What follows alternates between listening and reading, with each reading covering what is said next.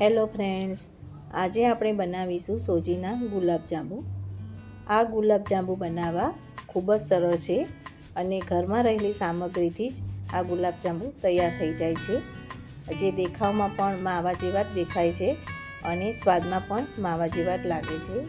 તો એના માટે આપણે સૌથી પહેલાં એક પેનમાં 1 ચમચી ઘી લઈશું અને ઘીને આ રીતે પેનમાં સારી રીતે ફેલાવી દઈશું, જેથી આપણે દૂધ ઉમેરીએ એ દૂધ નીચે ચોંટી ના જાય।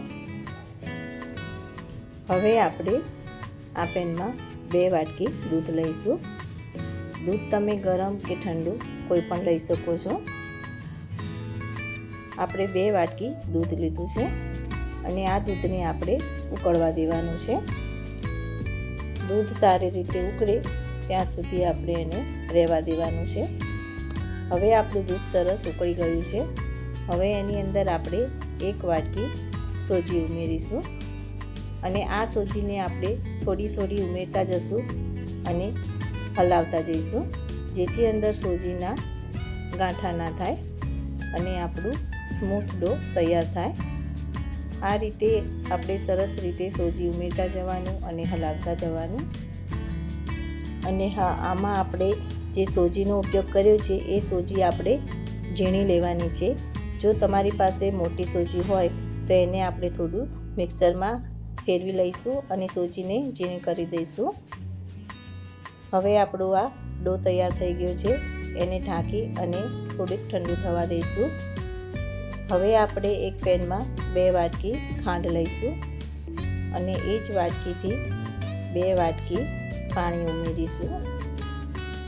અત્યારે મેં વાટકીનો જ ઉપયોગ કર્યો છે, કોઈ મેઝરમેન્ટ કપ લીધો નથી, કેમ કે બધાના ઘરમાં મેઝરમેન્ટ કપ હોતા નથી, એટલે આ વાટકીનું માપ સરળ રહે છે। હવે આપણે આ ખાંડ ઓગળી જાય ત્યાં સુધી એને હલાવતા રહીશું અને ખાંડ અંદર પાણીની અંદર સરસ રીતે ઓગળી જાય પછી અંદર એલાયચીનો પાવડર અને થોડું કેસર ઉમેરીશું। કેસરથી એનો કલર અને ફ્લેવર ખૂબ જ સરસ આવે છે અને આ ચાસણીને આપણે કોઈ તાર કરવાનો નથી, પણ ફક્ત આપણે ચાસણી થોડી ચીકણી થાય ત્યાં સુધી જ આપણે રહેવા દેવાનું છે અને હવે આપણે ગેસ બંધ કરી દઈશું। હવે આપણો આ ડો થોડો ઠંડો થયો છે, એને આપણે એક વાસણમાં કાઢી લઈશું અને એને આપણે હાથેથી સરસ રીતે મસળી લઈશું, જેથી એનો સ્મૂથ ડો તૈયાર થઈ જાય। આ લોટને તમારે 5 મિનિટ સુધી આ રીતે સરસ મસળી લેવાનો છે, જેથી એનું સ્ટ્રક્ચર માવા જેવું થઈ જાય। ત્યાર પછી અંદર ટેસ્ટ માટે એલાયચીનો પાવડર અને 2 ચમચી આપણે મિલ્ક પાવડર ઉમેરીશું અને થોડો બેકિંગ પાવડર ઉમેરીશું। આમાં આપણે બેકિંગ સોડાનો ઉપયોગ નથી કરવાનો, બેકિંગ પાવડર જ લેવાનો છે। અને હવે આપણે આ મિલ્ક પાવડર અને બેકિંગ પાવડરની અંદર સારી રીતે મિક્સ કરતા જઈશું અને મસળતા જઈશું, જેથી એનો સરસ સ્મૂથ ડો બનીને તૈયાર થઈ જાય, જેથી તે માવા જેવું દેખાશે। આને તમારે 5 મિનિટ સુધી સરસ રીતે મસળી લેવાનું છે અને ત્યાર પછી અંદર આપણે 1 ચમચી ઘી ઉમેરીશું અને ફરીથી એને સરસ રીતે હાથેથી મસળી લઈશું। આમાં આપણે ફક્ત 2 ચમચી જ ઘીનો ઉપયોગ કર્યો છે, પહેલાં આપણે 1 ચમચી ઘી ઉમેર્યું હતું અને પાછળથી 1 ચમચી ઘી લીધું છે। હવે આપણો સરસ ડો તૈયાર થઈ ગયો છે, તમે જોઈ શકો છો કે તે માવા જેવું જ દેખાય છે। હવે આપણે આ ડોમાંથી ગુલાબજાંબુનો શેપ આપીશું। તો અત્યારે મેં એને લંબગોળ શેપ આપ્યો છે।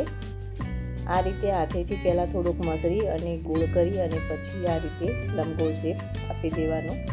તમે તમારી ચોઈસ પ્રમાણે કોઈ પણ શેપ આપી શકો છો। મેં અત્યારે લંબગોળ શેપ કર્યો છે, પણ પહેલાં એને આ રીતે હાથેથી સરસ મસળી અને પછી એને શેપ આપવો। ઉપર તિરાડ ના રહે એનું ખાસ ધ્યાન રાખવાનું। આ રીતે થોડું હાથેથી કરશો એટલે સરસ સ્મૂથ થઈ જશે। આ રીતે આપણે બધા ગુલાબજાંબુ વાળી લઈશું અને ત્યાર પછી આપણે એને તળી લઈશું। તમે આને ઘીમાં પણ તળી શકો છો, પણ મેં અત્યારે એને તેલમાં જ તળ્યા છે. આ રીતે અંદર આપણે ગુલાબજાંબુ ઉમેરી અને એને મધ્યમ ગેસ ઉપર તળી લઈશું. આને તળાતા 6 થી 7 મિનિટનો સમય લાગે છે. એને આ રીતે આપણે ચમચીની મદદથી ફેરવતા જશું અને હલાવતા જશું, જેથી બધી બાજુથી સરસ એનો ગોલ્ડન કલર આવી જાય. હવે આપણે ગુલાબજાંબુ સરસ ગોલ્ડન કલરના થઈ ગયા છે. તમે એને હજી વધારે પણ ડાર્ક કરી શકો છો, પણ આ અત્યારે અંદરથી સરસ ચડી પણ ગયા છે અને કલર પણ સરસ જ છે. હવે આપણે એને તેલમાંથી બહાર કાઢી લઈશું. આ રીતે આપણે બધા ગુલાબજાંબુને તળી લઈશું અને આ ગુલાબજાંબુને તમારે ચાસણીમાં તરત ઉતારીને નથી ઉમેરવાના. થોડાક ઠંડા થાય પછી આપણે એને ચાસણીમાં ઉમેરીશું. અત્યારે હાલમાં આ વધારે ગરમ પણ નથી અને સાવ ઠંડા પણ નથી. હવે આપણે આ ગુલાબજાંબુને આ નવશેકી ચાસણીમાં ઉમેરી દઈશું. ચાસણી પણ થોડી ગરમ છે.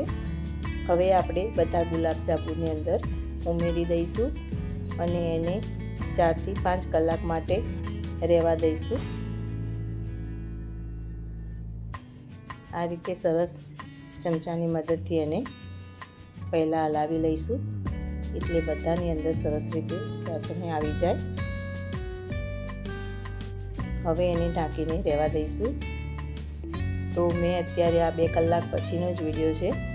2 કલાક પછી પણ તમે જોઈ શકો છો કે તે સરસ ફૂલી ગયા છે.